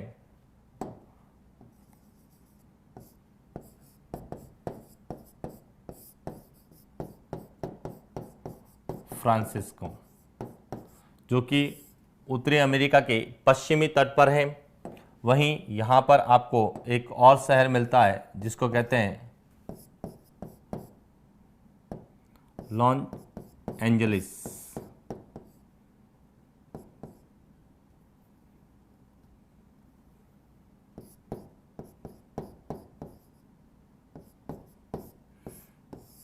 जो कि फिल्म नगरी के नाम से जाना जाता है, लॉस एंजलिस।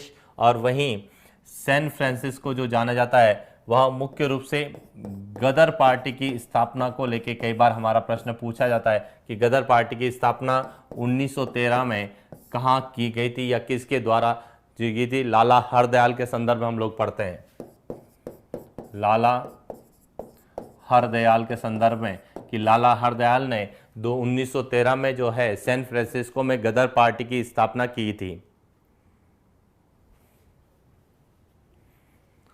और यहां कुछ और प्रश्न हैं, जैसे यहां पर एक क्षेत्र जैसे कनाडा की बात करें तो कनाडा जो है अखबारी कागज के लिए जाना जाता है। तो अखबारी कागज के लिए पूछा जाए तो कौन सा शहर जाना जाता है? कनाडा अखबारी कागज के लिए जाना जाता है। वहीं उत्तरी अमेरिका में एक और खान है जिसको हम बोलते हैं बूटे की खान। बूटे की खान जो है वह मुख्य रूप से जानी जाती है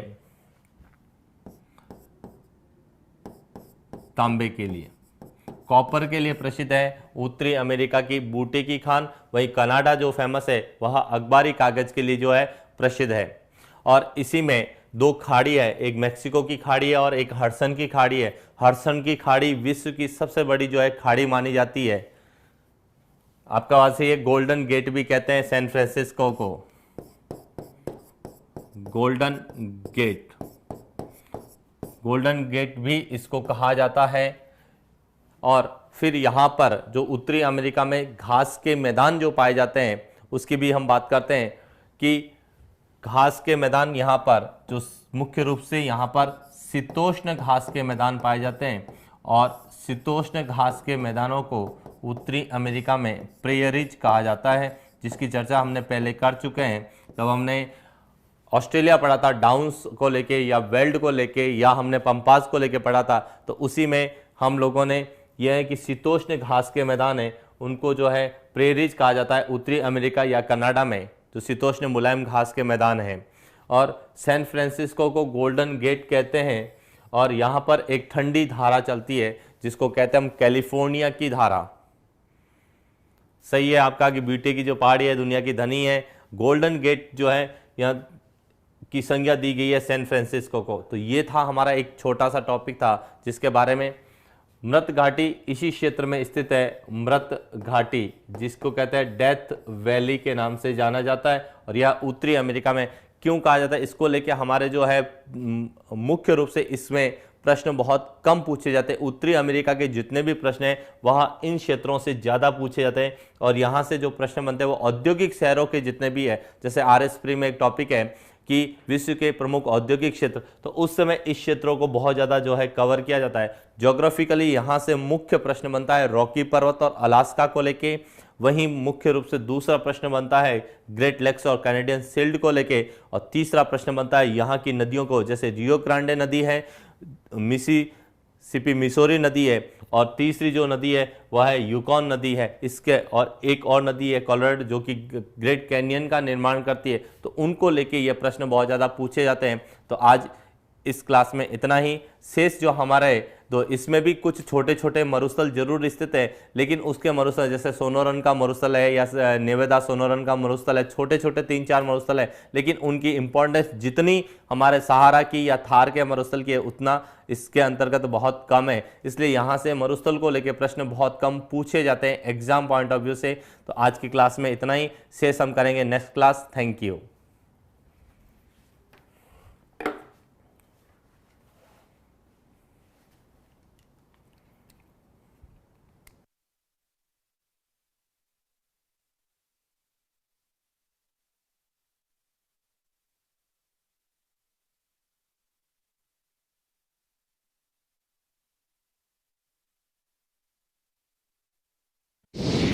Click on the subscribe button to subscribe to our channel.